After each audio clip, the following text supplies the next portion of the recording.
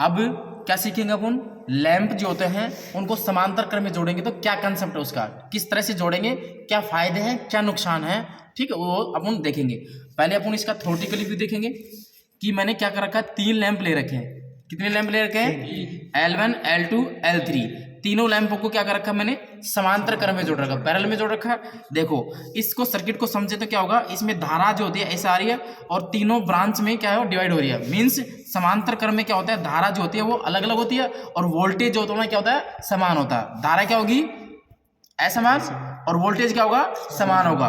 Voltage समान होने के कारण जितने भी लैंप समांतर क्रम में जुड़े हैं वो क्या होंगे, तेज रोशनी देंगे, क्योंकि वोल्टेज पूरा मिल रहा है इसको और धारा अलग अलग मिल रही है, ठीक है।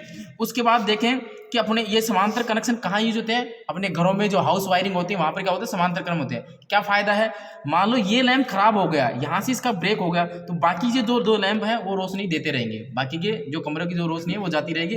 इसलिए वो इस समांतर क्रम का यूज करते हैं, घरों वगैरह में यूज करते हैं, ठीक है। अब इसके कनेक्शन देखते हैं। मैंने यहाँ पर 3 लैंप ले रखे, तो 3 लैंप लेते हैं, 3 लैंप होल्डर लेंगे, उनको सप्लाई देकर देखेंगे कि लैंपों की रोशनी किस तरह से देता है, क्या कंसेप्ट उसका, ठीक है।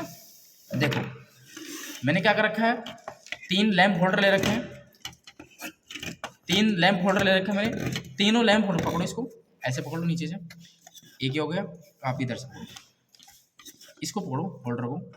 3 लैंप होल्डर ले रखे हैं, इनके 2 टर्मिनल हैं, इसके 2 टर्मिनल हैं और इसके 2 टर्मिनल। इसका जो एक टर्मिनल ले लिया, इसका एक ले, और तीनों को एक जगह क्या कर दिया मैंने, जोड़ दिया। इसी तरह से इनके तीनों टर्मिनल को ले लिया और एक जगह जोड़ दिया, और इससे मैंने क्या कर दिया, सप्लाई के 2 तार निकाल लिए, ठीक है। इस तरह से ये क्या हो गए, पैरेलल में कनेक्ट हो गए। देखो धारा के लिए तो अलग अलग रास्ता हो गया और वोल्टेज क्या हो गया, इसमें समान हो गया। अब इसको सप्लाई देकर के देखते हैं कि किस तरह से बल्ब की रोशनी होती है, क्या होता है, ठीक है। छोड़ इसको। इसके बाद मैं इन लैंप में, होल्डर में मैं लैंप लगा देता हूँ और फिर देखते हैं क्या रोशनी किस तरह से दे, तेज जलेगा या डिम जलेगा। अब ये तीनों लैंप कैसे जुड़ रहे हैं, समांतर क्रम में जुड़ रहे हैं। पहले इसकी वोल्टेज चेक कर ले, कितना वोल्टेज आ रहा है। ये मल्टीमीटर है, इसको वोल्टेज की रेंज पे सेट कर रखा है।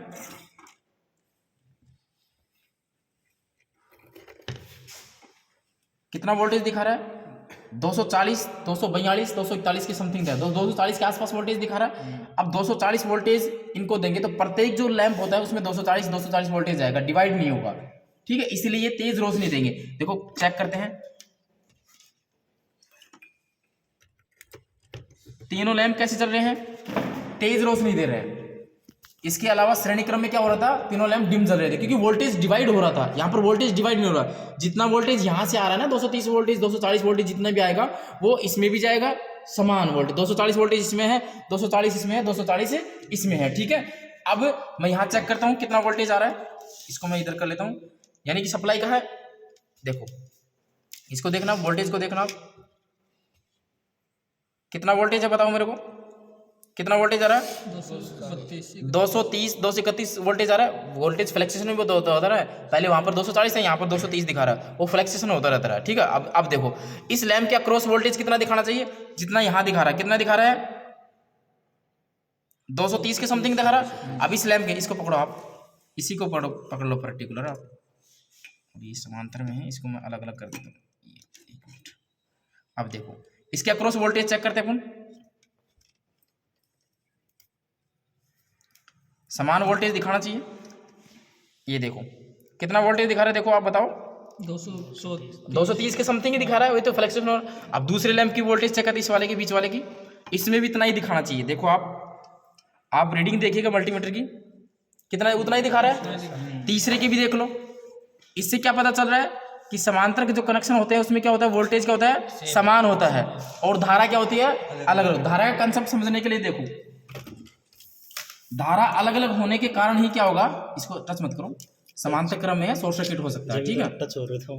अब देखो जैसे मान लो मैंने आप ये कह रहे हो कि समांतर क्रम में धारा अलग अलग होती है, धारा अलग अलग होगी तो इसमें धारा लग जाएगी, इसमें धारा लग जाएगी, इसमें धारा लग जाएगी। मान लो इस सर्किट को मैंने डिस्कनेक्ट कर दिया तो ये लैंप जलते रहेंगे ना, क्योंकि इनमें धारा का मार्ग अलग अलग है। समांतर क्रम में ये तो होता है, धारा अलग अलग होती है, यानी कि धारा प्रवाह का रास्ता जो होता है अलग अलग होता है, एक से अधिक होता है, और श्रेणी क्रम में एक ही रास्ता होता है। जैसे मान लो इसकी मैंने सप्लाई को क्या कर दिया, ब्रेक कर दिया। अब क्या समझे इससे, 2 लैंप जल रहे हैं, एक लैंप नहीं जल रहा, मीन्स ये समांतर कनेक्शन हो गया। अगर ये रूम की लाइट इसकी चलेगी, बाकी की जलती रहेगी। इसीलिए घरों में वायरिंग क्या होती है, समांतर क्रम में होती है। ठीक है, जिस भी सर्किट को सप्लाई खराब होगी वो ही बंद होगा, अदर सर्किट की जो सप्लाई है चालू रहेगी। क्लियर हुआ समांतर क्रम? ठीक है।